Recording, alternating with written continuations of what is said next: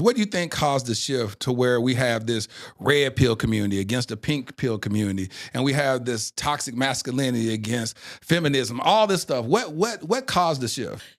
I think that one explanation I heard from a guy, one of the things he said was men have had to face the fact that they've had to face their egos, where you can come into the relationship with, your success and your things, but now women are matching it. That's the problem. And when women are matching it, we don't need the stuff that you were conditioned since childhood to present to us. We already have it, and now you seem less valuable. So it's almost like, see me, I am here.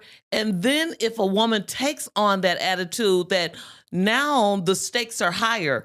Okay, I have this, so you take it up a notch. And men are saying, do you know what it's like out there? Love is a treasure chest, but once opened, our hearts become vulnerable. I went back to Vegas. It was this guy. He appeared as a friend. Sure enough, it led to infidelity. Alignment can't be ignored. We talked about certain topics as far as having kids. She didn't want to have kids. And that was one of the red flags. And I know you desire marriage. So I think it's best you move on with your life. Lisa, what you do? I told him, okay. She didn't ask me why. I knew several other women's bodies better than I knew my own. I watched their videos of them having sex, so I would try to imitate that. No discussion is off limits. Dear Future Wifey Podcast brings healing. You inspire us to try God a little bit more. But through this platform, I have realized that it's possible. It's possible to love again. The conversations have really helped me to change my perspective on relationships. Season 7 is all about tough topics. I'm Lateris R. Whitfield, and welcome to the Dear Future Wifey Podcast. Welcome to the Dear Future Wifey Podcast. I'm your host, Lateris R. Whitfield. Listen, are you still shacking up with us? If you're still shacking up with us, come on, can we get a commitment? Hit that subscription button and subscribe. Make sure you turn on your notification bell so you'll be notified about upcoming episodes.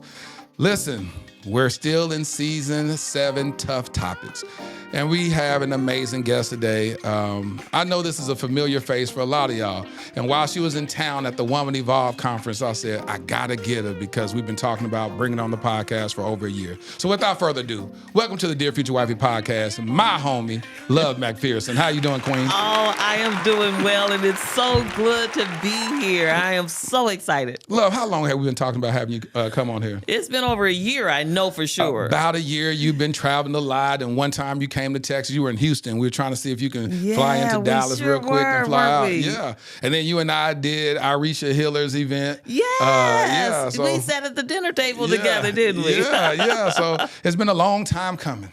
Yes.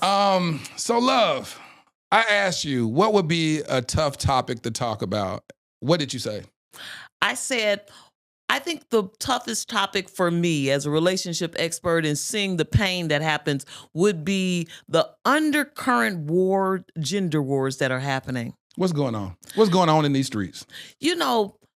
Nobody's saying it as overtly as it is happening more covertly. And that is that, there is a lack of compassion and empathy within the genders. Everybody is kind of fighting for their rights. We're fighting for our rights as women against the men, and the men are fighting for their rights, and they're standing up as men against the women. And you can just see that everybody is kind of at a stalemate and fighting, and it absolutely extracts every morsel, every drip of love out of the possibility of really having healthy relationships. What do you think happened? Because it hasn't always been like this. What do you think caused the shift to where we have this red pill community against the pink pill community, and we have this toxic masculinity against feminism, all this stuff? What caused the shift? First of all, let me ask you, has it been like that early on in life, or did you ever see this type of culture when you were growing up? I think that one explanation I heard from a guy, and he was saying that, which it really touched me. I don't even think he was talking about this particular, but One of the things he said was men have had to face the fact that they've had to face their egos, where you can come into the relationship with, your success and your things, but now women are matching it. That's the problem. And when women are matching it, we don't need the stuff that you were conditioned since childhood to present to us. We already have it, and now you seem less valuable. So it's almost like, see me, I am here. And then if a woman takes on that attitude that now the stakes are higher. Okay, I have this, so you take it up a notch. And men are saying, do you know what it's like out there to try to get to the six figures? Now you want us to have multiple, and you want us to present this and then be emotional and be that power guy who's successful, but still be at home. You can't be working all in. You got to put some boundaries. So it's the goalpost has moved, and then the men are not seeing the value. I think this is what women are feeling, that men are not necessarily feeling the value of what we bring to the table just by nothing we do. I mean, not in nothing we do, but just because of who we are. Yes. And here's the thing. Every single person, event, production that has happened in the world is because it came through the womb of a woman. Every man who built, every scientist who discovered came from our wombs. And I think that our wombs have been depreciated as much as a man's leadership and masculinity. I think both of us are not valuing the things that really matter. What caused the shift, though? What happened to where, and you hit the nail on the head when you said that women, and studies show that women are now out-earning, especially African-American women, are out-earning their African-American male counterparts. And you hit the nail on the head when you say now men are saying we've been conditioned at early ages saying that we are supposed to be providers. And now a woman is like, I can do battle by myself. I got this on my own. I was reading a post today where a woman said that somebody said, does it matter what job a man has? And she said he has to at least have a job that is professional, career-driven job that is at least making as much as I'm making or more. Because they were responding to Tyler Perry, who was on Crystal Renee's podcast, that said that if you can find you find a man that's making, he may be making below what you're making, but if he is a good man, he comes home at night, he's honoring you, respecting you, give that brother a chance, and y'all two put your $100,000 with his $50,000, and y'all got $150 together, and stop looking so divided. What is your thought process about that? About a woman, as they say, dating down, as they say, to a man that's making less income? This is what I would say about that. I am in a whole different generation, right, than a lot of the women that are desiring that. As I'm going to speak from a woman who is been married to the same man for 40 years. 40 years, congratulations. And still in love and in like, because you'll hear me say all the time, it's easy to love because that's my commitment. I have integrity, but to like them is a process, okay? Yeah. Now, as a person who is 40 years married, I have the privilege of perspective. And I'm going to tell you something. First of all, what I know about myself is whatever you bring to the table, I'm going to multiply it anyway, because the birthing in me, the anointing of birth in me is going to reproduce. Okay? But what I'm not going to reproduce for you is your serial cheating, your consistent, my love don't cover all that. Okay. So your inability in this world, the way the systems are working against you as a black man, I have compassion for that. I am a father, daughter with 5 brothers. I have compassion. And I understand the nuances of a man and the things that he goes through. Yeah. So I have compassion. What I don't think people realize is that when you get to be my age, whether there was a six-pack there ever or not, is so irrelevant. It is. It is so irrelevant when we both buried all four of our parents. It was so irrelevant when I birthed my daughters and went and literally lost consciousness and had to have my husband there nursing me. It was so irrelevant when I chose to lay on a hospital bed with a 2-inch mattress all night when he had to have surgery. It was so irrelevant as we have raised our children and been there through the ups, downs of society and things like that. When you talking about a partner for life, when we're talking about marriage partners, we are talking about people who I am not even my 20-some-year-old self. He didn't sign up for me. I didn't sign up for him. We continuously accept each other every single day. And it's so important that you realize that I don't care what he looks like, what he's making today or tomorrow, it can change. Within 1 month of my husband and I getting married, he walked into that door and said, I just got laid off. Wow. Of nothing against him. In fact, his old job liked him so much until they actually found his new job for him. They called him and said, I have a friend, and he was working within the next week. However, you can make whatever you want and not have whatever you want. And your health, whatever the case may be, you have got to see that what's important is the character of a man. There it is. And what's important is the character of a woman. And until we go and are able to appreciate that, because love starts with passion, but it finishes, and the longest portion of love and marriage is not passionate love, compassionate love. So if your love can't cover compassion, then you don't even qualify for the institution of marriage. Love, I think you stepped on a lot of toes just then. Do you realize that? You just stepped on a whole bunch of toes. You said it begins with passion, but it ends with compassion. But the passion that it begins with, let me tell you something, that's tricky, because the passion comes from a chemical release. Oxytocin, dopamine, all of this, when you talking about the drugs that help you bond with somebody and help you feel good about somebody, and then they wear off, baby, you on drugs, okay? And you chasing your first high. So you don't get consumed and excited about that, because when it wears off, you'll say, and this is what happens, this is what comes in my chair. You've changed. You used to do this. You used to do that. No, you was on drugs. Okay, you was on drugs. Is that what you tell them, love? Yes, you were on drugs. And the drugs have worn off. And now your eyes are open. And so that was a nice little boost to attract people so we can continue to procreate on the earth. Yeah. However, after that, your character has to lead the relationship. There it is. Your character and your empathy. Marriage, we think it's all about what I get.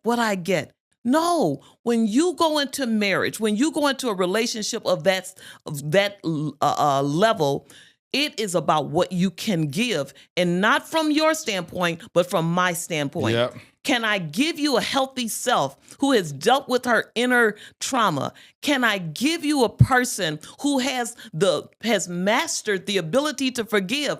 If you ain't even forgiving your own parents, I'm not saying you haven't set boundaries, but if you haven't forgiven them, you have no skills for the main character trait that you will need in a marriage on a regular basis. If you don't even have any empathy or compassion or the ability to communicate or conflict resolution skills, you don't have the basic skills to be in a something that you are seeking and upset that somebody is not giving you. You hit the nail on the head with this, and I want to unpack this. You said forgiveness versus setting boundaries. Unpack that. Please explain that. Absolutely. A lot of times people think that unconditional love equals unconditional relationship. Oh, no. Even God don't give you unconditional relationship. All the way in the Old Testament, he's like, okay, y'all can come. One person can come into the Holy of Holies, but you're going to come correct, okay? The rest of y'all going to sit on the outer court, okay? And if you come in bearing sin, you're going to die. Exactly. And we're going to drag you out on the rope. Yeah. And so you can't just come into and have relationship with me. And this is why. You say, well, why? Was God not loving? No, it had nothing to do with his love. It had to do with his purpose. And when we have a purpose on the earth, we know that we can't allow everybody into our intimate spaces because we understand what it does to us and the distraction that it creates and the mental health damages that it creates. It's a slow death, a slow toxicity that disrupts the flow of what you're producing. So when you talk about, we're going to take a few steps. We done jumped into marriage. Let's take a few steps on getting it right in the dating process.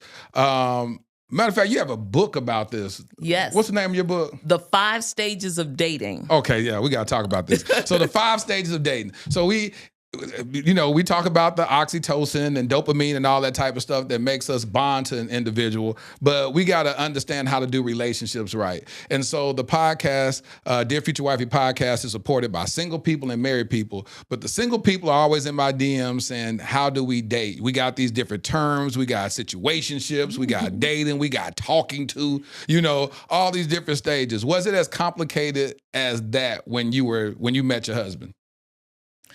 I don't think we made it as complicated. It was our ratio of possibilities were so much smaller. Okay, it was the church choir, the musicians, the people at your school, down the street and up the street. And if you got to college, it was like, whoa, like the world is absolutely open. And so y'all dated more around y'all geographical area. Absolutely. Now with social media, the boundaries are limitless. So when the options, and see that it's like I say it's like the Cheesecake Factory menu. You'd be like, I don't know what I want on here. It's like 10 pages of stuff. So we look at this. What are the 5 stages of dating? The first one is attraction. Now, I talked about the attraction that happens with the dopamine and the chemical releases and things like that, but that's not the only way you attract. One of the ways that you attract, I named like 7 ways of attracting in the book, but one of them is actually when your first date is you meet somebody when you're having high stimulated activities, such as being in the gym, because it gives you the same chemical releases as what I just talked about, you will feel more attracted. Also, say you were sitting there at a dinner with somebody and you're out on a date and you get this phone call and you're like, I really have to answer it because I've been waiting on this answer from this company. And they give you the book deal or whatever they're giving you and you see this financial, like, oh my God, you get the congratulations. Well, guess what? You will actually associate that person with that great time and they will be engrafted in there and you might just kind of believe that you had a better time with them than you were. And the last one, I'm not going to go through all 7, they have to buy the book, but the closing time effect. The surveys have been done like you at a bar or something, right? And they would see who's the possibility. Do you see anybody? They rated them, they might rate as a 4.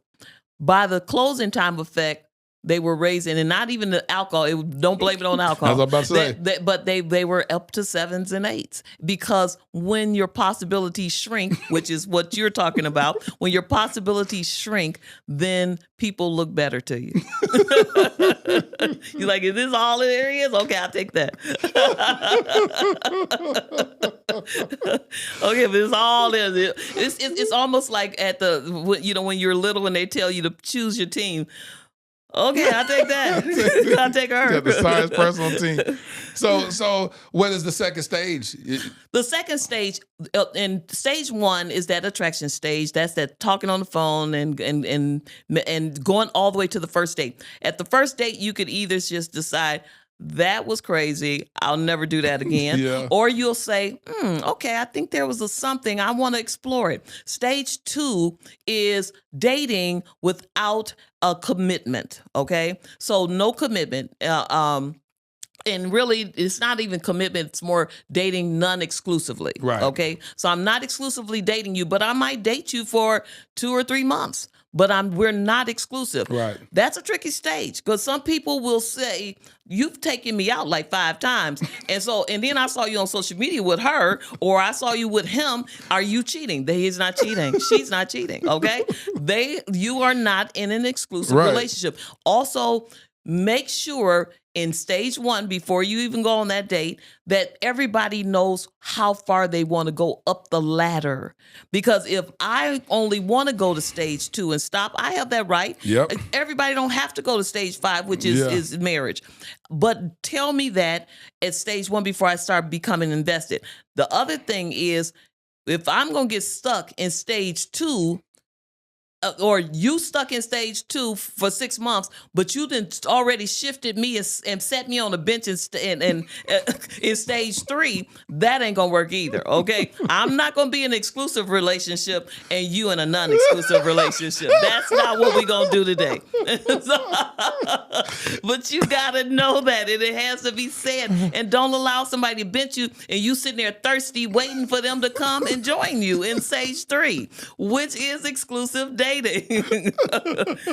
You are not winning them over to that stage, okay? Don't think you can sex them enough. Yep. Don't think you can love them enough, people please them enough to join you in stage 3. They should, I don't care if it's male or woman or male or female, they should want and desire you. And they look and say this, and this is an important statement.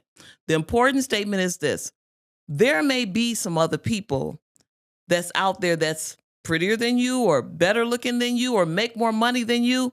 But you know what? You're the best for me right now. Facts. And I have decided to close the shop and exclusively date you. Now, during stage 2, I'm watching though, because I'm seeing, and we both have choices. Yep. I want to see if you are even capable of being consistent. If that's the friendship stage, yes. The friendship is going to take you in that marriage. It is going to control through the hard times and the good times. You better create the friendship. What is friendship? Loyalty. The ability to be open and transparent, the ability to be there and when I need you, and things like that, the compassion, all of those character traits. Then once we get to stage 3, which is exclusive dating, then I'm looking at, and a lot of these things, by the time I'm looking at stage 3, I'm still been looking at them all along. It's not like I'm blind to it, but I'm really looking to see if I would actually, you qualify and have the skills to be in an exclusive relationship. There it is. If you have no emotional discipline, no sexual discipline, or any of that kind of stuff, then it's going to show up. Yep. If you are not going to pay attention to me, and we are trying to plan for stage 4, which is engagement, then that's a problem. And so stage 3 is a very serious time. But then stage 4, when it comes time for engagement, that's a very important period too, because all along you want to master skills like communication skills and relationship skills and things like that. But when we get to stage 4, you want to make sure that you tailor your relationship skills to your particular mate. And that's what I do in my marriage counseling. We're going to look at your traumas. We're going to look at their traumas. We're going to look at your background, because you've picked up skills from your caregivers. Yeah. You have picked up different things. Even your relationships in the past have groomed you to be a certain way, have guarded you to be a certain way. We're going to look at that. So while you're working through your childhood traumas, I don't want your mate to come and be the trigger of them. Mm. So if say it's a financial thing. Yeah. And if you're in a financial situation where there was extreme poverty and you were like, I am never going to be like that. So you're a saver. Your money language is security, and you're saving. But your mate likes to spend because her money language is love and affection. So she's like, you get a car, you get a car, you get a car. You be like, no, nobody ain't gonna get no car. We're gonna put that in the bank. You understand? And so you could trigger, and a person is wondering why they're fighting, but they're really fighting over the fact that you are placing me in a position where I will experience past pain. How easy is it to uncover that? as a therapist? Is that something you see right away? It is. And I think for me, that's probably my sweet spot is being able to detect it, because there are certain patterns that just happen. And if I ask the right questions, and I've worked with enough people, I definitely uncover it. And people usually leave my sessions like, how did you know that? But it shows up. So where's the balance? Do you try to tell one person do you try to tell them to find a happy medium, to tell the guy that may be penny pitching to say, hey, listen, she needs this from you. You don't have to have all this money saved up and you scared to spend any of it, and tell her, hey, you need to dial back because you're spending too frivolously. What I tell them is this. I actually design what I feel is a good money management way of handling things. You don't have to do it, but it's a good way, because everybody's money language should be able to be expressed. If you if you take away my ability to feel secure, or you take away my ability to use my money to show love and affection, I am going to be stifled and I'm going to resent you. Yep. So this is what I do. There is a savings fund that we contribute to. We know the rules of that. There is a household expense account. And then there's 4 accounts. There is my account and your account. Yeah.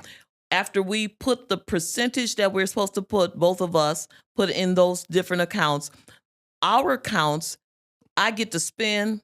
But don't be looking over at your husband's account, who's security. You saving up all that money? Yeah, once you didn't overspend and picked up the checks, don't come looking at his account. You just did what you did, okay? And so you use your language and let him continue to maintain his. And so everybody is able to kind of manage that like that. How do you manage it from like percentage-wise if he's making 5 times more than you make? I always say not equal giving, but equal sacrifice. So if you are putting 20% of your income and I'm putting 20% of my income, we're both going to feel it the same. That's true.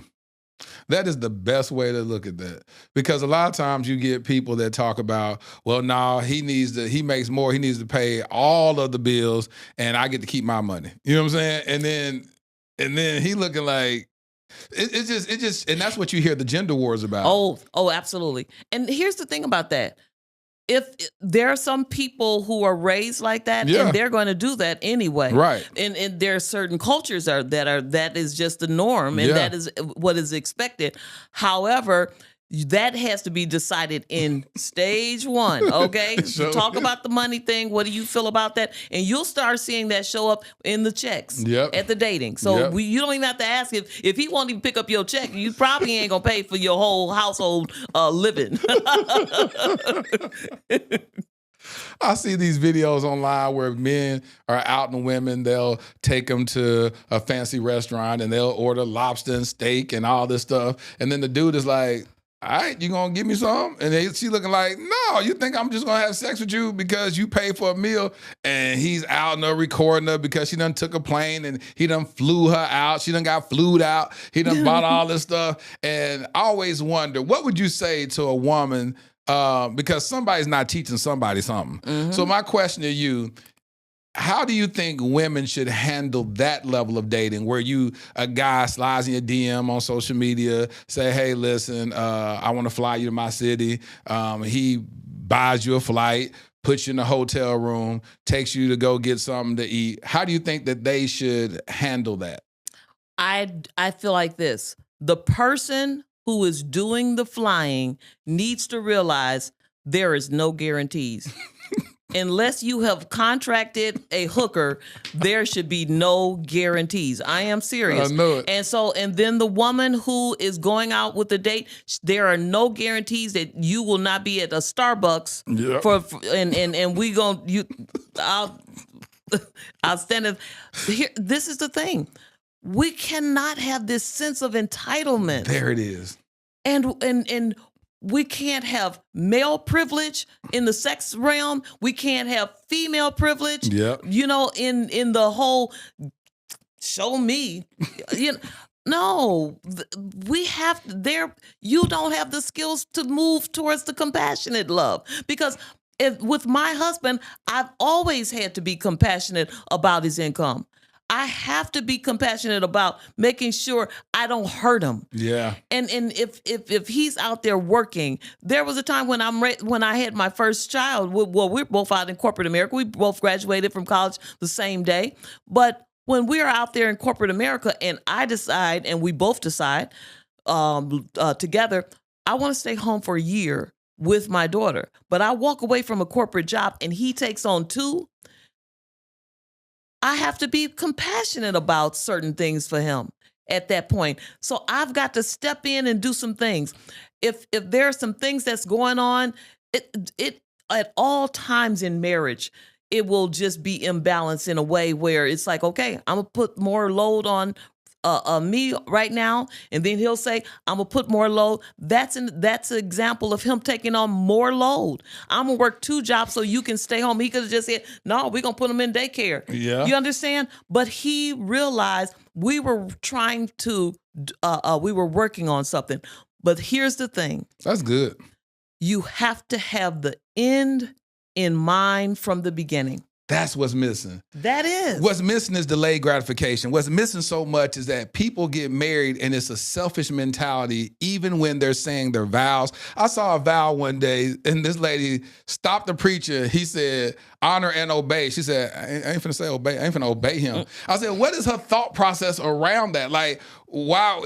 And so that means that she evolved to this place of consciousness where she says, I don't have to obey my husband. Well, of course, some of those vows are still antiquated, but the fact that she, on her wedding day, made it a point to say, I'm not obeying you, sets a bad precedence. It's like, it's because at the end of the day, we should be, quote unquote, obeying each other if you really look at it. But at the end of the day, she was like, I'm not obeying you. And it's saying that I'm going to operate in this lack of submission to my husband. And I'm saying it in front of everybody. Like, no, I'm not obeying you. What do you think about that? This is what I feel. When that happens at the altar, that's a red flag, waving huge, and not just about the woman, but about the entire communication of that couple. Yep. You all have not discussed stuff. Because first of all, let's look at the marriage vows. The marriage vows, people think that the Bible wrote them, right? No. Bible didn't write it. No. The man made the marriage vows. So if by the time you get to that altar, you should be in an agreement as one on what your marriage looks like. You will not have your grandparents' marriage anymore. Right. You have to specifically tailor design what your marriage looks like. My daughter and son-in-law, they are both traveling. They live in 2 states. They work and they travel and they meet up, and that's their specially designed relationship that didn't exist all the time in my generation. Right. So by the time you get there, understand what you need to do, what you agree to do. My husband was like this. And my father was too. My grandmother and he would see, both of them would see ladies catering to men, standing over, cooking and doing this stuff. They did not like it. Neither my father did not like it. Because this is the thing. My father didn't like it because his father was abusive. Oh, okay. And so he married a much younger. He married my grandmother when she was only 14. Only had met her one time and shipped her out there, and she was basically the Cinderella abused girl in his parents' household with him more than she was his wife. And so my father saw her cater night and day, and my grandmother did this for everybody, and she would just cater for his sister who lived there, his family, and she just worked, and he felt like, absolutely not. I do not want my wife doing that. My husband saw that for certain women in his family, and he was like, absolutely not. That they felt like it degrades the woman. Yeah. And their traumas both did not want that. Mm-hmm. So you see that some men was like, if a woman ain't serving you first and this, and I'm thinking, not all men want that. Yep. And that's a specially designed relationship where it's like, I don't have to get up and make my husband's plate. You'll probably find him making my plate. He wants to serve me because my love language is acts of service. His is words of affirmation. Therefore, when he puts that plate down, you say, honey, you, let me tell you. a marching band. You're the best husband in the world. Okay. Yes, exactly. Blowing the trumpet. Exactly. And so we have to tailor our relationship to our own individual needs. Yeah. And so when you look at that, when you look at how we are dating nowadays, it sounds like it's just a communication issue, especially when you're talking about going from the talking stage to the, what did you say? Is not the non-committal stage. You called it something else. What word? Dating without exclusivity? non-exclusive. Yeah, non-exclusive dating. To go from that stage and then to go to dating exclusively.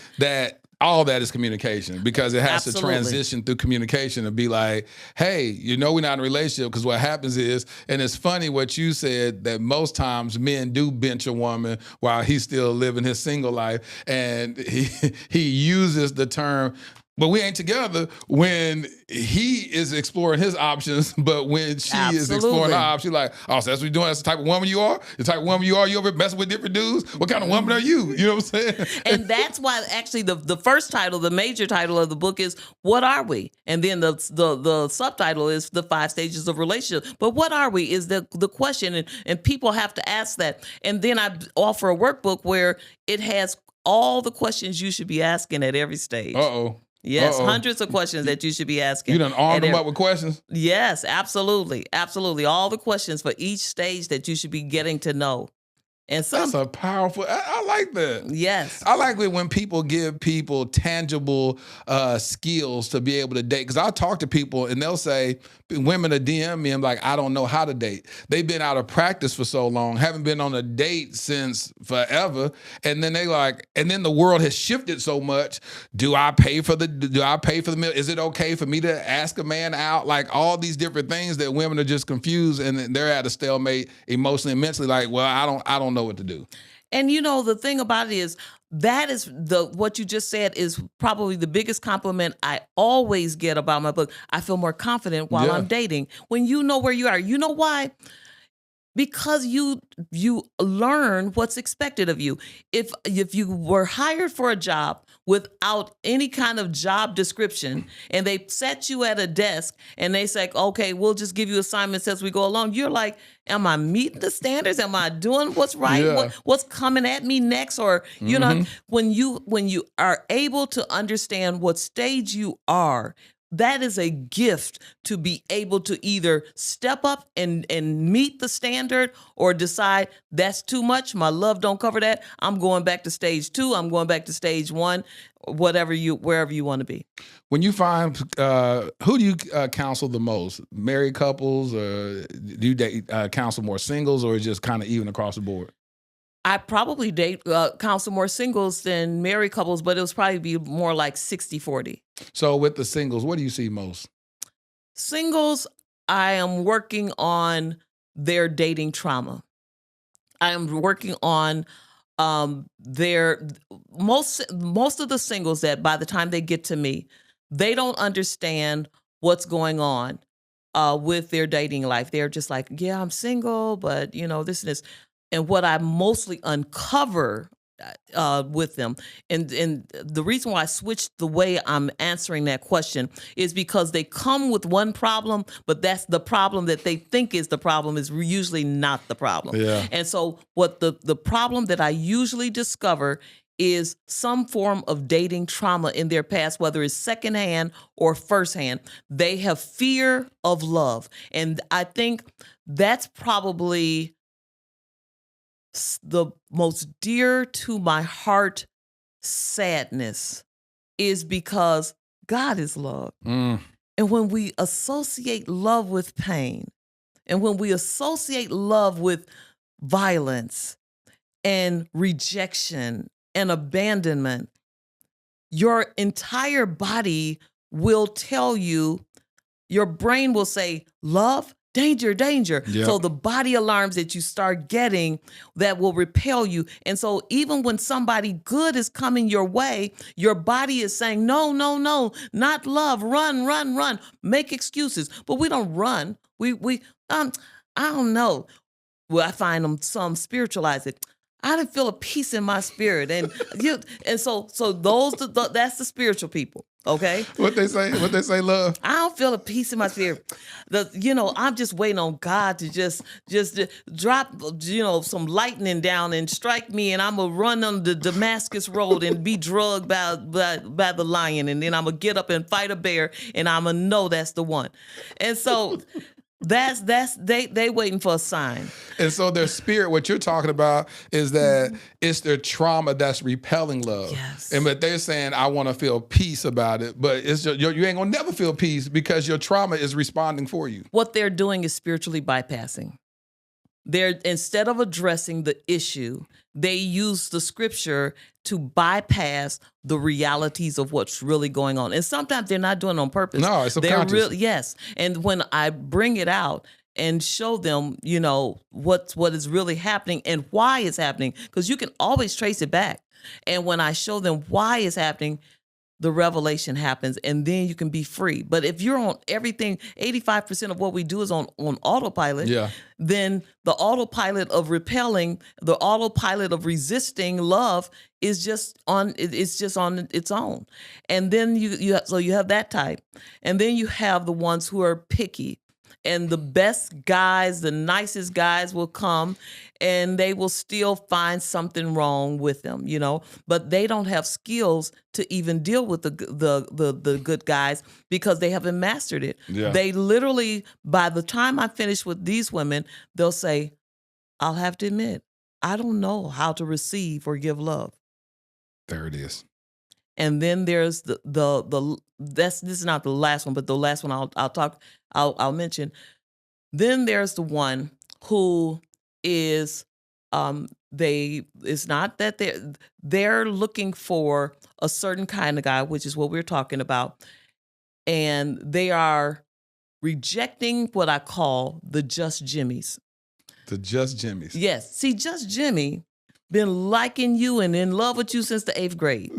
Just Jimmy don't make 6 figures, but he is a hardworking guy, and he even willing to work 2 jobs. Yeah. Just Jimmy got good character. He'll pray with you at night. He gonna say prayers with his kids. He gonna take care of you. He gonna love you. But we're seeking the power guy. As a matter of fact, most of those people are actually emotionally unavailable. Yep. Because they will pick an actor. You're not going to cross paths with this guy. They will pick people who are way over out here because that keeps them safe. Even picking married men will keep them safe. They don't have to really engage and feel rejection. And so what you have to see is if you are picking people because they're unattainable, you really don't want to obtain them. If you're picking people that are unattainable, you really don't want to obtain them. No, you don't. And so what happens is that while you believe that everybody else is emotionally available, actually the finger's pointing at you. That it really is. You're emotionally unavailable. And what happens is when you trace everything back, it's this. Your inner child is running adult relationships. There it is. And that should not happen. And when you unpack this with somebody, have you, as far as from a success standpoint, how do you measure success? Do you measure success in the people now overcoming that and then finding a healthy, thriving relationship? Or just is success them actually finally acknowledging it and doing better with how they date? Oh, yeah, for sure. The biggest part of the success of your relationship will rely on your success with yourself, your relationship with yourself. So the more they are in touch and unearth what's in their own amygdala, and what is the traumas that are holding them back and making them feel that things are out of control, even in marriage. It doesn't. It is not just dating, but when they begin to uncover those things on a conscious level that can look so obvious to somebody else. But I'm telling you, they're blinded to it. And when they finally see it, usually there's tears, and then there's acknowledgement, and then there is change. Because change can happen by usually, I've heard somebody say, revelation or devastation. I'm going to stop smoking finally because I just got cancer, okay? Or revelation. this just ain't right for me. Yeah. You understand? So the revelation a lot of times will change people. Some will be too fearful and addicted to the emotional experience of chaos to be able to receive calm. That's a process. And if they quit early, it's just, I need to just stay in my comfort zone. Change comes through revelation or devastation. Yeah, that just, I was talking to my Not nephew. nagging. Huh? No, Not nagging, no, okay? No, but just, and that's an inward thing. That's the thing where once someone says, listen, I don't like how my life is reflecting my choices, or, or I'm in jail, I need to do better. You know what I'm saying? It's like, when I get out, I'm gonna make some better decisions. I don't go to jail. Now it's at the very end of it. Or even when I was talking to my nephew's son, is if you're failing a grade and you get held back and you go, well, I'm in summer school, so now I'm in my devastation. Now I got to do something better. And so I always say, the old folks say a hard head makes a soft behind. I want to be a person that doesn't have to find the result of change through devastation, but by revelation, by just being alone with God and say, you know what, this ain't working out for me. Let me go ahead and do something different. Absolutely. Because that's where you really want to be. And so when you talk about when you look at these gender wars, as we go back to this, have you found people, especially people that sit in your chair, sit on your couch? Do you do a lot of in-person therapy, or is it virtual? No, it's all, I used to do in person, but ever since COVID, I'm solely doing Zoom sessions. Okay. And you still got room for other people? Because I'm telling you, people hit me up all the time, be like, do you have a good therapist? Do you know a good therapist? And these people going to hit you up, and I don't want you talking about, you ain't got no time. Yeah, no. Yeah. I'm closed right now. And I've been closed for a while. My waiting list is a long list. I know. But I do have group therapy. Oh, you do? Yes, I do a group. Yes, once a month. Good. And then I have a private Facebook group where the things that you see online, some of the major, or funny things that you see, I actually put my feedback on what I feel about each thing that you see posted. Some of them viral posts that people be making and stuff? Yes, absolutely. I break it down, and then we actually discuss it so that even when you're online, because a lot of this stuff that you see, people start getting confused about relationships when they don't have the experience. So I want to break it down and show you what's normal and what's not. I want to show you what that is that you see that looks like, for instance, when you talk about the woman who is demanding things, is she really demanding it from the guy, or is she trying to make up for a father or a mother who did? Usually sometimes that's neglect, not all the time. Sometimes that's neglect, because neglect you'll see people who have experienced neglect in their childhood, they will take on a sense of entitlement. Yep. They will also compare a lot. They will compare because their inner child is always seeking justice. And justice is saying, I will not be deprived again. You're going to treat me like I should be treated. And, so they're seeking things, even though they may not be operating in it by themselves, they're seeking it from somebody else, but really it's the inner child trying to make up for what was lost. And a lot of times, by the time you get a lot of successful women, depending on their age, a lot of successful women who bring all of this to the table, they are realizing, you know what? I don't need as much money from the guy. I just need somebody, because I'm out here in the workforce. I feel the stress of it. I feel bombarded by it. I need somebody who I can come home, a support system, who is going to relieve this. And let me tell you, I have to say this part is so important, because this is a huge thing I get with married couples, especially when you have two working people. Yeah. A lot of this is imbalanced hormones. It really is imbalanced hormones. Yes, because this is the thing. When you'll see studies that show that the testosterone and the estrogen levels in the men and the women. So for men, testosterone actually is, is the sexual drive, but it's stimulated by when you feel like you're doing well. Of course. And so when you're in the workforce, you're high testosterone levels and excreting in your body and things like that. However, when you get home, if you feel like you're underperforming, estrogen is released in men. And so you have all of this estrogen when you come home, and the woman is not attracted to the estrogen levels because she's not attracted to the female in you. Yep.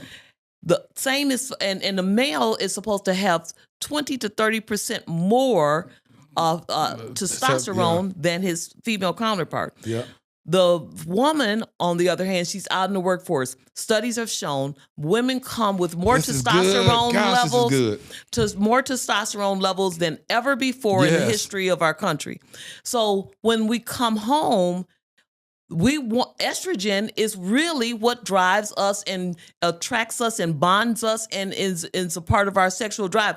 But our estrogen is not excreted in us until we feel the support system. Yep. When we are in therapies and you run us to hot baths or we are at the massage, all of those things release the Eve to come. But we need an Adam to rub our feet. Don't rub mine because I'm too ticklish. But some of these ladies, they need somebody to rub their feet, okay? Or whatever they need. But they want that support system when they get home. So when I walk in the door, if I walk in and I am still Adam, and I am still doing testosterone, and you are not attracted to the testosterone in me, and I'm not attracted to the estrogen in me, then I'm going to go where I am accepted. But we have to balance each other. The men have to see that wife who's out there, she faces the same thing as you in a man's world when you have to sometimes sit at those tables. Love McPherson, know how to man up at some of those boardrooms, and I will go, okay? But when I come home, I am not that for Anthony McPherson. I want to come in and be Eve. But did you have to find that balance? I don't think I ever lost it because that's not what I saw at my home. My mother was a stay-at-home wife. And so, and she did a lot of talk about relationships. And so I didn't have to try to figure it out from being with a working mom who I saw, or a single mom. I call them super single moms who come with all this testosterone and they show up with their sons too and hand that testosterone. You understand? Yeah. And they didn't even have the luxury. And you normalize it as, oh, this is how it's supposed to be. And you don't see the other side of the support system that would bring out the Eve in her, where you're saying, oh, my mom was tough. She was this, she was this. Well, did she always want to be that? Or she had to be that? I want to ask you this. Since you say you like talking about, I made a post the other day that I said I'm going to do these random posts on my social media about tough topics, and I want to hear you weigh in on this. Should you still follow on social media a married individual who tried to holler at you while being married? I wouldn't. Why not? I would just set boundaries. And what am I looking at? What they just say? Well, I'm just following them. Ain't no big deal. Well, here's the thing. The boundary that I have, and it's different for other people. If you're a married person, right? Oh no, that person is married. No, so if you're a single woman, I slid in your DMs. I'm like, hey, what's up? You beautiful. I'd like to take you out. And you like, okay. And you looked at my page and saw that I'm married. Should you continue following me if we so happen we're following each other at first? I have had the situation a little bit different. And some of it, they're because I'm a relationship expert. These people don't want me. Okay, I know I'm not on the ego trip. I know they do not want me, but they want to test you to see if you're real. Okay, and so they'll slide in my DM, and I'll say, I am not complimented by you thinking that I am the type of woman that would actually do this, that, and that with you. I am a happily married woman, so you don't give me compliment. You disrespect me and you disrespect my husband. Therefore, I'm going to invite you to my block party. And you could check my DMs and you'll see that's the message. You're gonna invite him to the block party? You're invited to the block party. See, people don't realize that's what you're really showing somebody, that you don't respect them. If you know that you married and you willing to step out and try to holler at that person, if that person doesn't have the integrity to check you and be like, I don't even want to associate with you. And so I put that on. There's about over 200 something comments. People like, absolutely no. Why would you do that? That's open up the doors for this. That's this. One person said, well, I don't, they said that I wouldn't unfollow them or block them, and I said, why wouldn't you? Well, I don't think that's necessary. And I'm like, so what are you advertising to said individual? Because at the end of the day, if they're trying to holler at you and you know that they married, then why do you still want to keep checking for them? I'm insulted. Yeah. And so if you're insulting me, that's not something I'd participate with on my page. So So you actually said that to somebody, so I'm inviting you to the block party? Oh, yeah, people know that I will invite you to the block party. This is not what we're gonna do here. They be trying to test you to see if you who you say you are. Let me tell you, my mother used to say they like the dog on the hay. They don't want the hay, but they don't want nobody else to have the hay either. So they not thinking about me. I know who I am. They ain't thinking about me. They just trying to test you. And let me tell you, if more men would know this and more women would know, there are people who don't want you. They just trying to test you to see your character. They will respect you more if you turn them down. But but you're out there acting like you, oh yeah, and I'm this and this and this. And there's like, oh, it's men who will go with the sanctified church woman who says she abstinent just because he wants for his ego's sake to break you. Exactly. Don't be excited about it. Don't see it as a compliment. She said, "Don't be excited about it."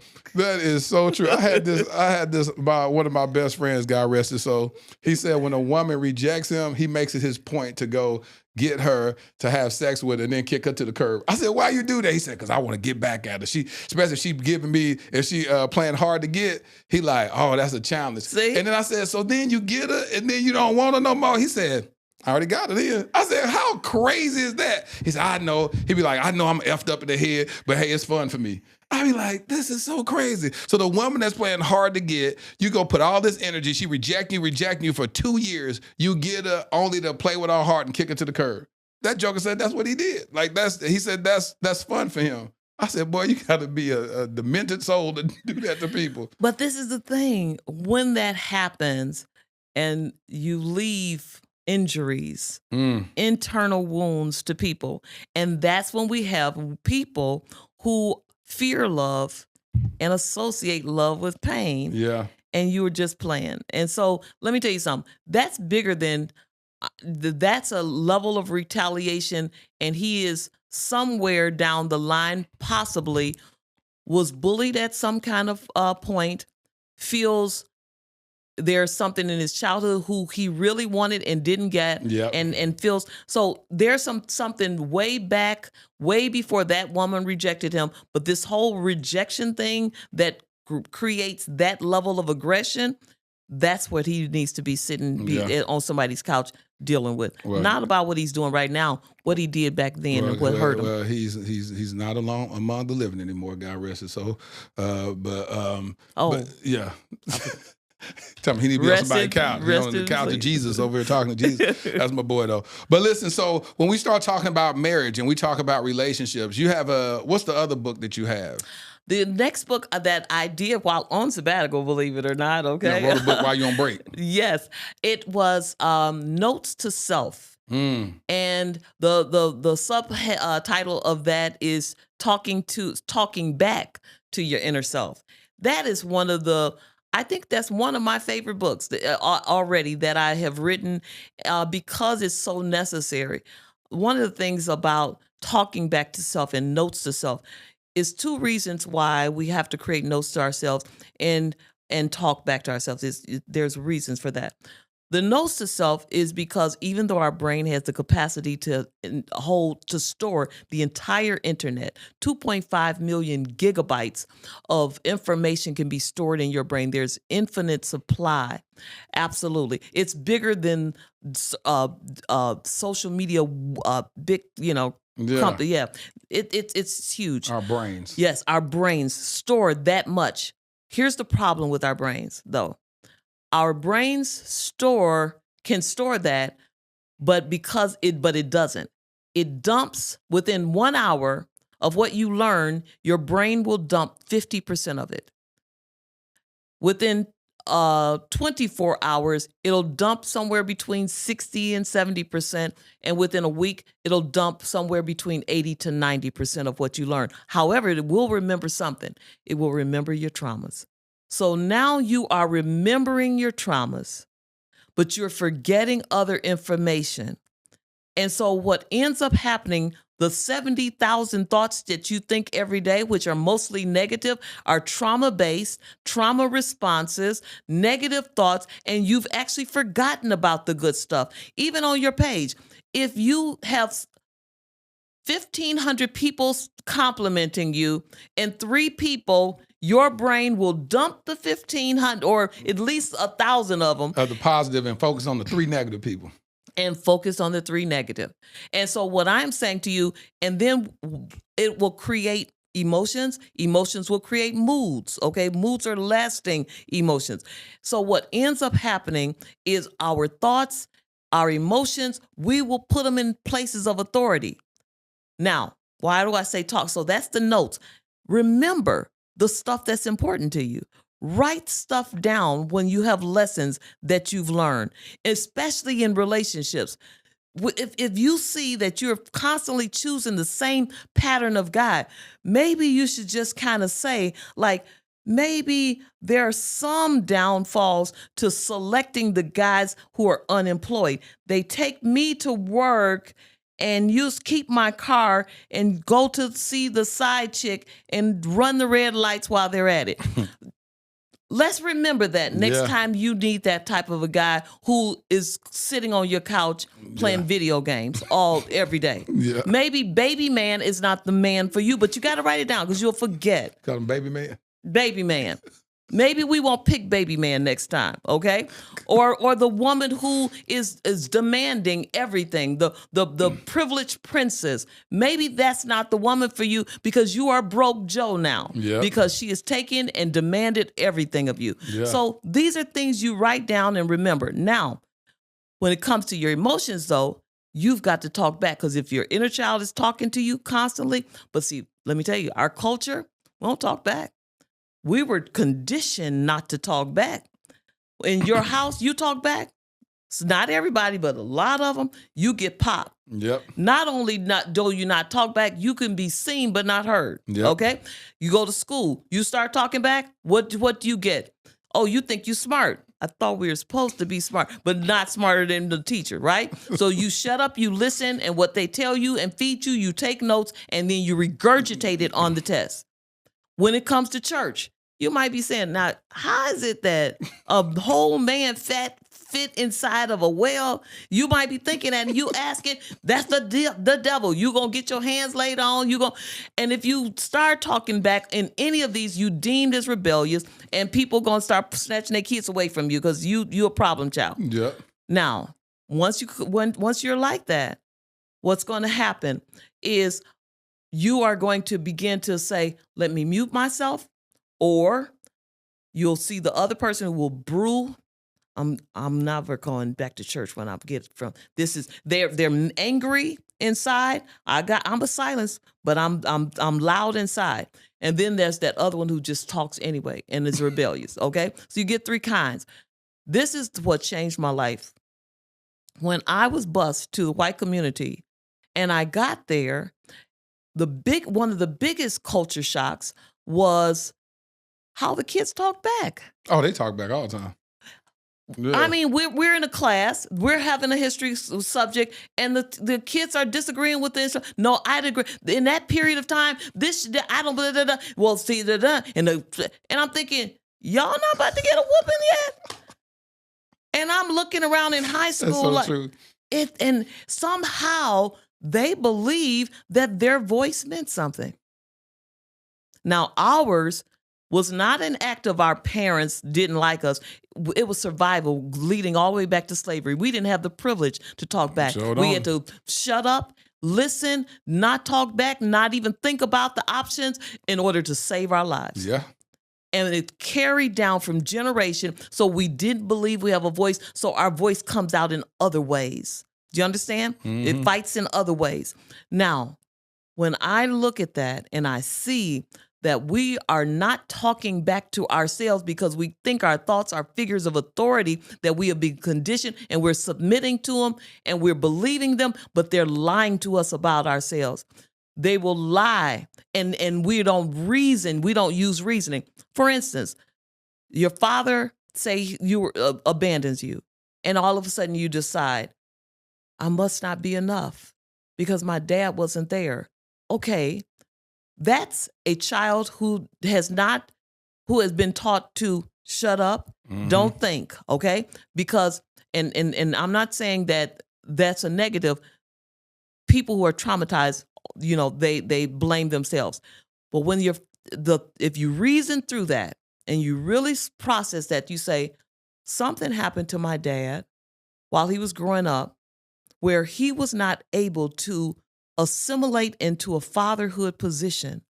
He, for whatever reason, whether it was in that relationship or in his childhood or whatever the state was, my dad did not have the skills to be a father. He was not enough inside of him. There was not enough inside of him to help him to step up to the plate. That is not about me. That had nothing to do with who I am. But see, that's talking back. That's talking back. But that's what you should be writing notes to self. It was not my fault that my father did not father me. Note to self. So every time you attempted to think that way, you go to your note to self and say, absolutely not. Had a conversation with my nephew's son who's he pops up from time to time and does the switching for the episode. We had this exact conversation the other day, right, LaDarren?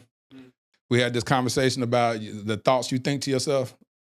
And he was talking about how he always thinks so much negative stuff. And I said, you're a brilliant. Matter of fact, he did the switching on the episode that got a Telly Award. So he has an actual Telly Award, two Telly Awards as a 15-year-old. Got it when he was 14 and wants to do YouTube and stuff. And he says, every time I sit down to get ready to do a video, he said, I have all these ideas I want to do. But then all these brilliant ideas he has, he then thinks himself out of those ideas before he even push record. And I said, what happened? He said, I just be feeling like it ain't gonna work. I feel like this. He said he has all these negative thoughts about why he shouldn't do it. And then he doesn't do it at all. And then he gets upset that he's not as successful as he dreams of being in social media or YouTube, but he hasn't put the work in because he keeps being negative and operating in a level of impotency by not even producing the work. What would you say to LaDarren right there?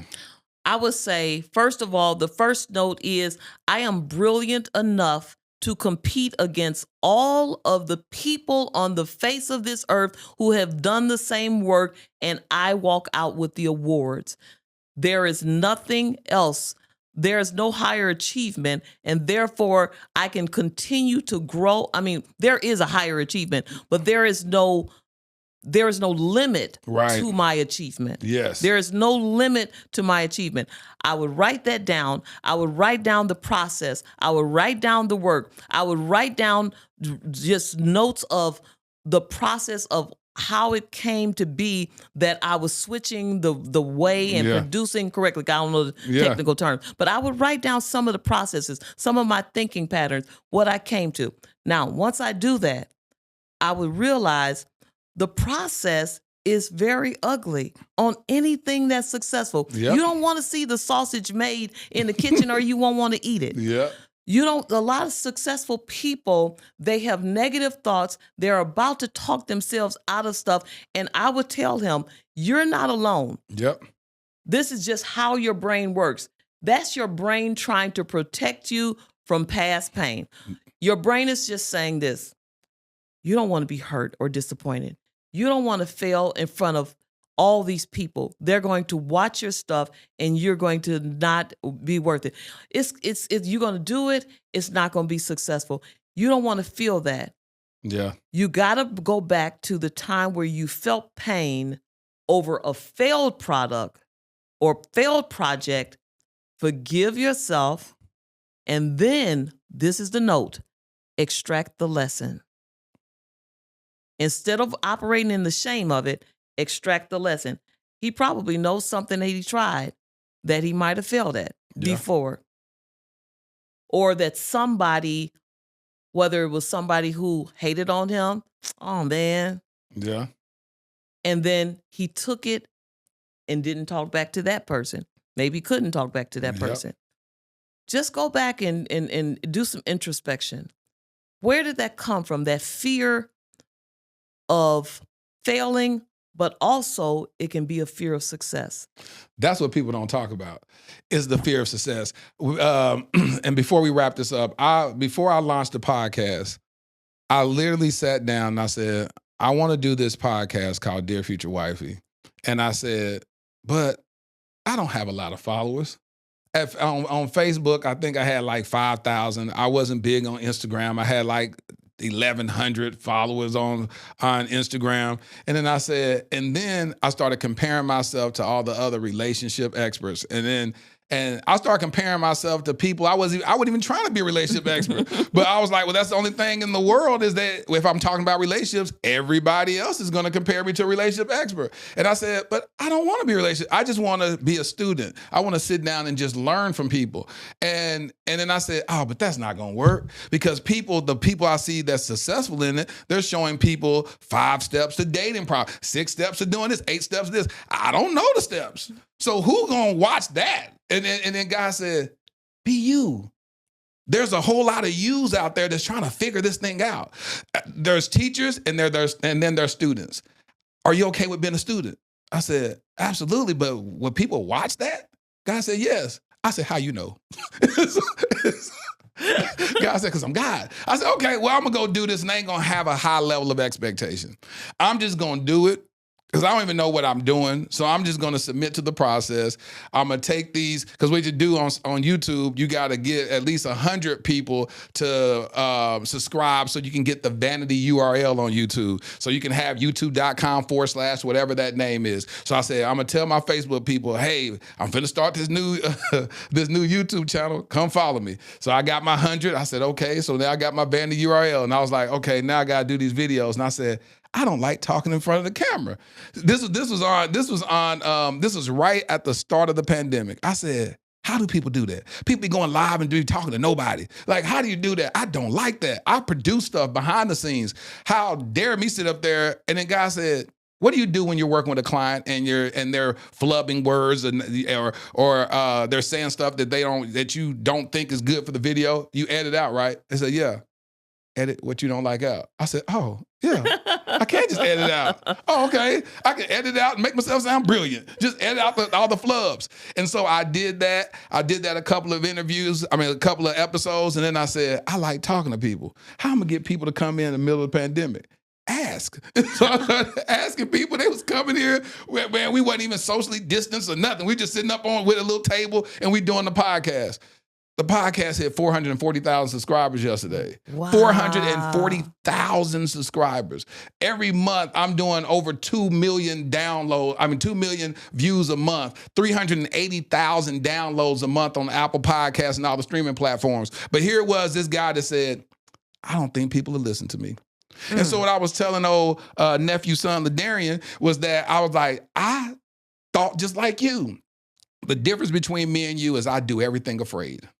When you learn how to do stuff afraid and be like, and then I start realizing nobody don't have a heaven or hell to put me in. I'm going to do what I'm going to do. You don't even know what, and even when I consult people on podcasting, I say, how do you measure success? Because how you measure success is important. If you measure success by saying, I want 100,000 subscribers, then you're never going to feel successful until you hit 100,000. Mm-hmm. But then what happens is you're going to always move the goalpost again, and then you're going to say, well, the next milestone is 1 million. So I'm not going to feel successful until I get 1 million. I've dialed everything back and said, I feel successful every time I push record and release that episode. That's really good. Let me tell you something. And I believe that when you peak early, then you become your own competition. Woo. And that's the scariest part. Yep. Is because you say, was that real or was that a fluke? You understand?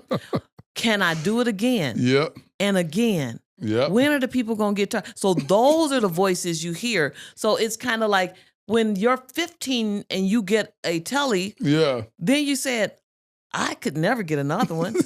Yeah. Would this get me so you're constantly thinking you're trying to outdo yourself. Yep. So you lose every time you don't outdo you. Woo. And so what I'm saying is stop competing with you.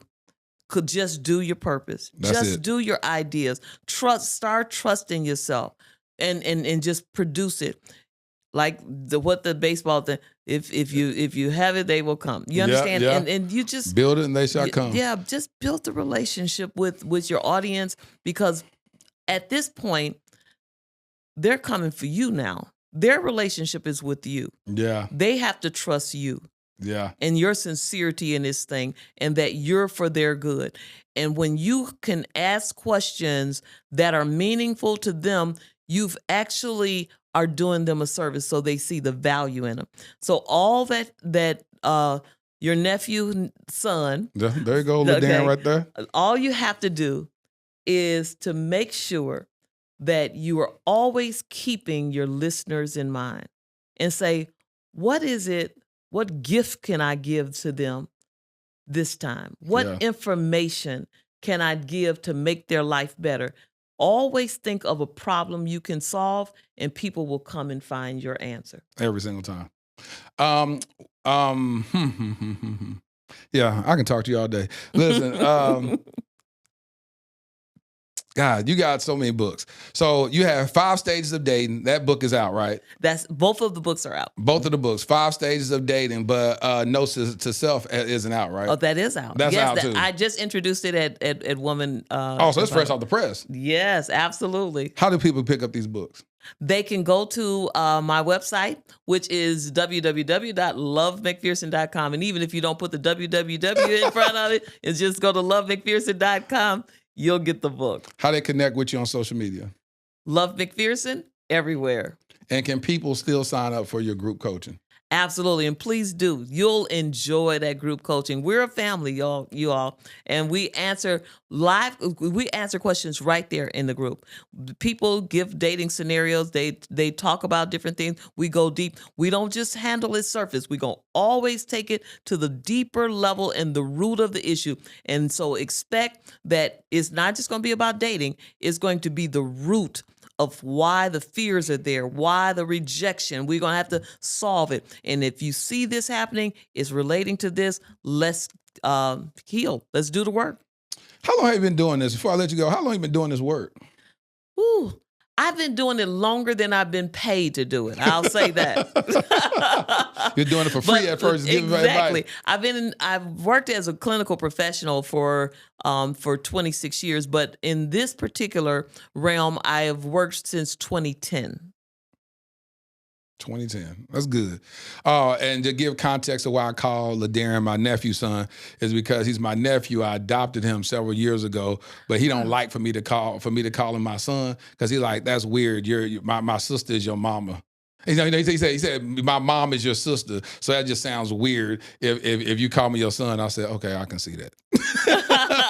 Like what happened with your sister? What happened? I'm your son and your sister is this, whatever. So I just call him my nephew's son. So I love that. And so that's what it is. So man, listen, thank you so much for pouring into our listeners. Let me just say this. Go ahead. I really appreciate you because there are clients, believe it or not, and I would never, ever reveal any information. There are clients that I have to actually coach them back from a healing, from an injury, from relationship experts. Oh, wow. And I'm not talking about anybody you've had on. Or, I ain't talking about anybody you had on. You're making it worse. I don't want y'all to start getting You're making it worse when you start saying stuff. But people that are online, and so when people are betrayed by people they put their trust in, it's even more difficult. Yeah, and so it's some of it is just it's just bait. Yeah, bait for women. Yeah, and what you're doing is bait. And so I appreciate you because I believe you. I believe you're real. and I believe you're a dear wife. And this is when I was sold, because I said he will lose his entire brand if he actually gets married, though, because he doesn't have to write any more letters to Dear Wifey. So what happens after that? But you have a backup plan already in place. You don't stop writing letters. Yep. You write them to Wifey. Yeah. You understand? Yeah. And so the girls who will be thirsty, like, could I be the wifey you're writing letters to? Mm-hmm. I've watched you, and you really are looking. Very much so. I did an episode that was in January called Healing from Heartbreak. I actually thought that, this woman was going to be my wife. I was going to propose to her March the 18th. And we already discussed, I was going to propose, but we already discussed our wedding date, which would be September the 23rd. So you see, like, even next week would be, when this episode drops, that upcoming Saturday would be the day that we were getting married. I was in the talks with a major network who was wanting to sign my podcast on, and they said, so what happens when you find the one? And I said, I'm gonna knight another bachelor to take over the podcast. They said, hold on, what? You tell me you're willing to just let this go? I said, it was for a season. I'll just knight it, I'll produce it. They was like, no. If we're behind you and we're about to start getting behind you and pushing this machine, you can't just let it go. Mm-mm. I said, well, I'm not married to this. It doesn't matter. And they said, see, that's what we like about you. But the answer is no. What you need to do is, because they said, then what? I said, well, I'll get my wife and then we'll start a podcast together. And they said, why don't you just bring her on to this one? And they said, we'll see the whole evolution of when you were single all the way until you got married, and now y'all are doing this together. I said, oh, I never thought about that. And it was like, yeah, just do that. And they made me rethink the strategy of just letting it go and then starting something else. They said, no, Dear Future Wifey is you. You're the brand. You're building that thing. Absolutely. And then I was just like, okay. But that was a conversation I had back in March. You know what I'm saying? Because I've learned to pivot in life. I've never adopted the ideology that if God did it one time, he can't do it again. That whatever this season is in my life is me stewarding my Adam season. I always call it my naming the animal season until God brings me my Eve. And so I love that they because like I said, I'm a student. This is my first time doing this. I never even thought that it could ever be this big. And so when wise counsel was telling me, no, just keep on doing it, then I said, okay, I understand. But God always wanted me to maintain the heart posture that I'll let it go. You know what the most impactful thing that you just said to me? You said, I'm not married to it, because see, if you were married to the podcast, you wouldn't be looking for a wife. Oh, that's deep. Oh, that's deep. Oh, no, because you're not going to break up with the podcast for some woman. You will not trade in a podcast for a woman. Therefore, you have already said, oh, this is a temporary assignment with you because a woman is more important to me than this podcast. 100%. That's integrity in your work, which is why God can trust you to grow it. That's deep. That's deep. Your daughter was nodding her head. Well, right there, priest. You finna get me emotional. I'm finna cry. I'm not finna cry on this doggone podcast right here. Hey, y'all give it up for Love McPherson. That was. Let me tell you something. Oh, that was your Abraham moment. Oh, Jesus. Will you give up your only begotten son? Oh, God. Will you give up the promised son? And you said, you know what? We're going to go on up here and we're going to crucify this podcast. Ooh, Jesus. And I'm going to come back. Oh, Jesus. Do you understand? That's the level of sacrifice. You're trying to make me cry. Leave me alone. That's the level of sacrifice you have to have in order to get into this thing. It's so much bigger than what people are reducing relationships and marriage to. You have to have that type of love for a person that's not even in your life yet. That type of love for somebody to say, you talk about come home, I will give up this thing for you. But you have to have that mindset before you ever walk through the door to take her on the date. Have your principles. Understand the end from the beginning. Because when I finish, and this is how I did this with my life, and I know I see it in you, I decided when I turn 70, I want to be able to sit at a Thanksgiving meal, and I want my husband to be happy about his life. I want to be happy about my life. But most of all, I want my children to come, not because they were coerced, not because they were guilt tripped, not because they needed a meal.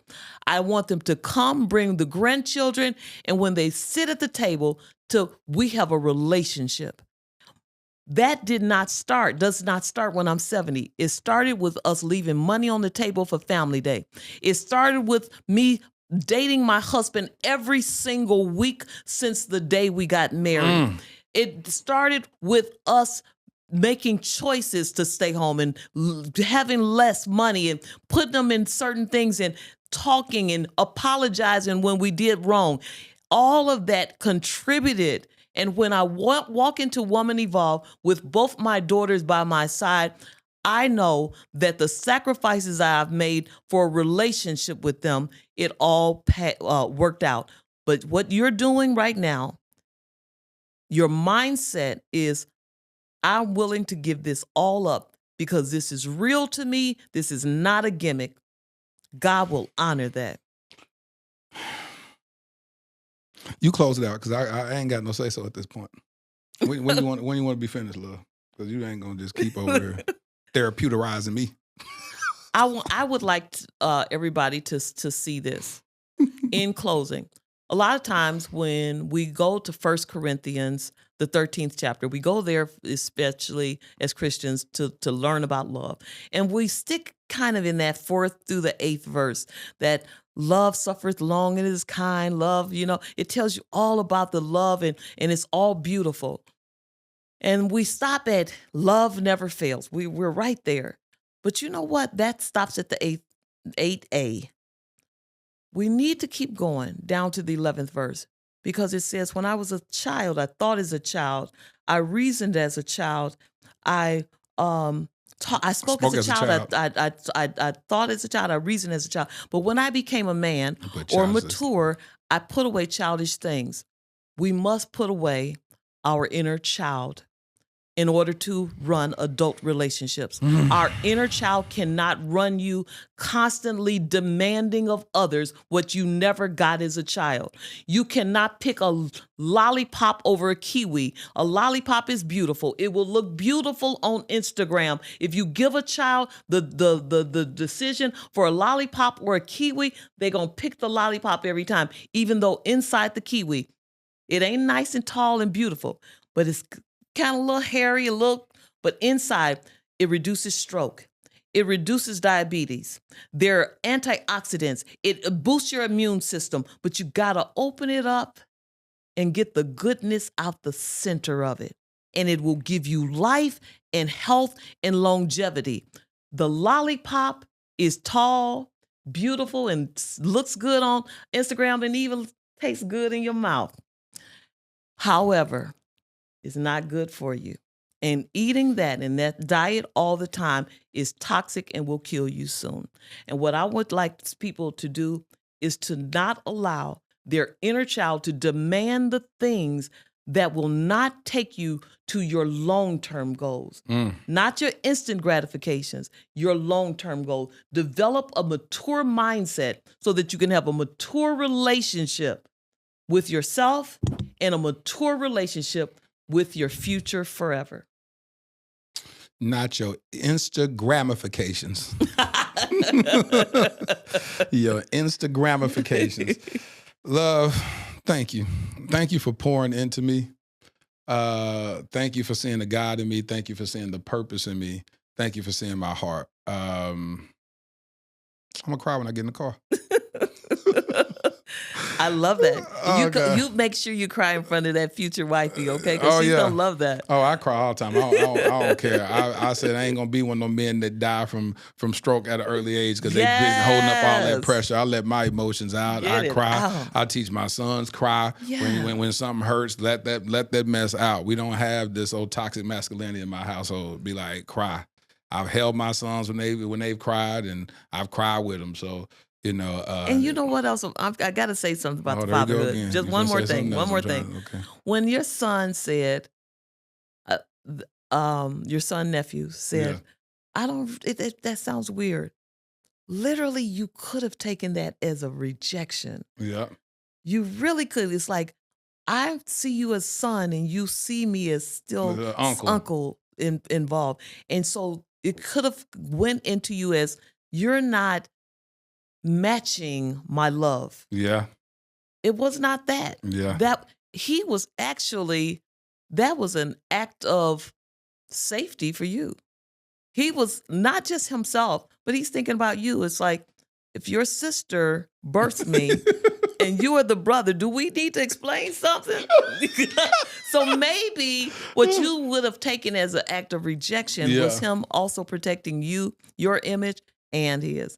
And so for you to see, that was not about rejection. He still loves you. I thought about it for a second, though. I kept saying, I ain't playing the role of no uncle. You saw how I played the role as uncle. I wasn't like this in your life. You know, I've seen you a couple of times, a few times a year. I'm your dad right now. I'm playing role of dad. You get an inheritance. I'm treating you no less than I'm treating my biological daughter. But then the minute I thought that, God said, but you know who you are. But that's the mindset of a husband too. That you master those skills. That's what I'm trying to say. You qualify, because when that wife says, "This will present a trauma for me in this manner," and you don't make it about yourself. You make it about that person. First, take the hypocritical oath. First, do no harm. Don't keep daggering into their traumas. Accept it until they grow past it. Yeah. That's one of the things that I've been asking God to continue to curate inside my heart, to live a sacrificial life like that. You know, sometimes I'm challenging, sometimes like, hold on, let me tell you this. I got my own trauma too, because sometimes that trauma may ignite my own trauma. And then I look at it as rejection. I look at this. And so my daughter said it best one day. She said, "Dad, you're the most selfless person I know." And that's the thing that I always wanted to be. But at times I felt like I was being a pushover with her mom. Me and her mom was never married, high school sweetheart or whatnot. But then she would watch how her mom would handle me a lot. And she was like, you let my mom get away with everything. She treats you any kind of way. I said, well, one thing that I'm doing is I'm honoring your mom through you. I said, my job is to show you how a man honors a woman, regardless of how I may feel about it. And she's like, well, sometimes I feel like you let my mom walk over you or whatever. And I said, she can never walk over me. I said, see, the thing about it, one thing that I read in the Bible, one of the most powerful humans that walked the face of this earth, and a human that became flesh from the spirit, was Jesus Christ. Jesus Christ, you can't kill Jesus Christ. He had to surrender. He had to submit himself. So you can look at him and be like, man, Jesus was a punk. He let these people kill him. Jesus said, you thought that they did that? Or you thought that they just overpowered me or something? No, I gave myself unto them. And so I always said, God, I want the heart posture of you. I want where people think that they done took advantage of me. They really thought that they done did something to me. They didn't do nothing to me. And when God taught me vengeance is mine, said the Lord, then I started learning not to fight my own battles. And I say, God, it's on my wall in my office right there. It said, let your character outlive their lie. It was something that God told me back in 2018, where I was dealing with this situation, and God said, let your character outlive their lie. And I said, well, God, you take too long. It takes too long for your character to outlive a lie. God said, but I'm God. You know, when you start thinking with these same old human thoughts, yeah, you may think it's long, but my ways are not your ways and my thoughts are not your thoughts. And God has created and curated this beautiful platform where he is exemplifying himself to the world and to the masses. And so what I always try to show my kids is the same thing of saying that, hey, listen, treat people with honor. Talk to your teachers. I said, your teachers are humans. I said, if you learn how to honor your teachers, I guarantee you, they won't fail you. Like they won't. They'll be like, come here, LaDarren. You know what? You one of my favorite students. You always ask me how I'm doing. You always give me respect or whatever. I know you're struggling this right now. What can I do to help you better? Matter of fact, I don't even have tutoring on Tuesdays, but why don't you come see me on Tuesday? I mean, it's like there are people, I tell my kids right now, we are in the business of customer service. So when you're talking to people and teachers or whatnot, they're humans. They get mad at their job because they like, y'all kids be very stressful with them dealing with you. Honor their jobs and go in there and literally say, thank you for coming to work today. Thank you for teaching me, because you could have had a substitute that comes in there and they just babysitting and go, and now you're falling behind, but you can't use it as an excuse when you got a 3.1, you know what I'm saying? At the end of the day, just honor your teachers. And I said, if you can learn that when you get a job, you're gonna be able to honor your boss. You're gonna get raises when other people can't get raises. You're gonna get promotions when other people can't get promotions, because you learn how to talk to people. And when you get married, You'll be you able to already honor have that spouse. mastered the skills, a major skill that you will need. You will have to learn to honor each other. Period. Period. And love, we finna end this podcast. Period. Because you be preaching over here. You are blessing my whole entire soul. Listen, go buy the book, 5 Stages of Dating, Note to Self. Join her coaching program. This is the Love McPherson. She will bless your life. Thank you so much for pouring into us. Thank you for pouring into me. Y'all give it up for my homie. Thank Love you McPherson. for having me. Don't say nothing. Thank you to my homie, Love McPherson. I've enjoyed you so much. Thank you. I have enjoyed you. I think we could just sit and talk. Our podcast can only be so long, but we'll just have to sit and talk, okay? Just sit and talk. Y'all give it up. Ladarian, thrusted suddenly into Child Protective Services in 2015. My nephew, Black, a boy. The likelihood of being adopted outside of kinship, slim to none. Armani, 16 years old, Black, a boy, with 5 years in the foster care system before I even knew his name. The likelihood of ever being adopted, yep, you guessed it, slim to none. While Ladarian and Armani were trying to survive and barely thrive in an overpopulated and underfunded foster care system, I was living my own life, doing well professionally. Having been a single father with a daughter who at that point was doing well in college, it was my time to live my life, right? Wrong. I felt unsettled, tireless, agitated. There are just too many of our Black children stuck in ambiguity and in the limbo of the foster care system. In 2017, I legally adopted my nephew, Ladarian. Fast forward to 2019, I had no ties to this other young king, but I felt God instructed me to adopt him also, and I obeyed. Starting over with parenting should have been enough, right? Working with various foster care and adoption agencies to help bring awareness to the countless young Black kings in the foster care system should have decreased my agitation, right? Joining the board of directors of Advantage Adoption, an organization that helps find permanent adoptive homes for children in foster care, should have led to some type of resolve, right? No, not at all. None of it felt like I had done enough. I now realize that every one of those experiences was laying the fundamental foundation for my life's mission, Kingdom Royale. Kingdom Royale will be a luxury, state-of-the-art home for foster boys. Our first location will be in the Dallas-Fort Worth Metroplex. We will utilize the whole person approach that instills identity, empowers them to advocate for themselves, and enlightens them regarding new perspectives and limitless options that they thought were impossible. Though the young kings will attend the local public schools that are in proximity to Kingdom Royale, our at-home curriculum will broaden their worldview through participating in the arts, attending various cultural events, learning about and engaging in multifaceted discussions about current events and even relevant historical context, introducing them to gardening and landscaping and even caring for our animals on our farm and on-site stables.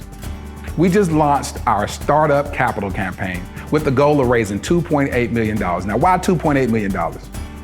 Well, in 2017, I created a web series in which I performed random acts of kindness for targeting the homeless community. One of the most notable successes was that one of the videos went viral, garnering 28 million views. However, one of my biggest regrets is that I didn't raise a single dollar to help in implementing a more sustainable plan for the homeless community. So throughout the years, with much remorse, I reflected on not maximizing that moment. I knew if at that time, just 10% of the viewers donated $1, we would have raised at least $2.8 million that could have really established long-term support for the homeless community, or at least started a long-term initiative to do so. This is my do-over. This is our new beginning. Together, we can attack this at the root by specifically helping our homeless Black boys who are already disproportionately represented in the American foster care system. I'm LaTerra Whitfield. I've been nominated for 3 regional Emmys documenting my work with the homeless as well as my personal adoption journey. Despite those accolades, the greatest award for me is truly providing the infrastructure for a transformed life. Visit kingdomroyale.com for more details. Crown a king and make a donation today.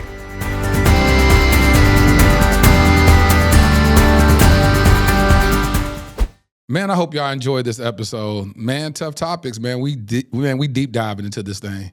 I thank God so much for bringing Love McPherson on the podcast. I've been dying to talk to her. She and I have been trying to make this happen for, I think, almost close to a year now.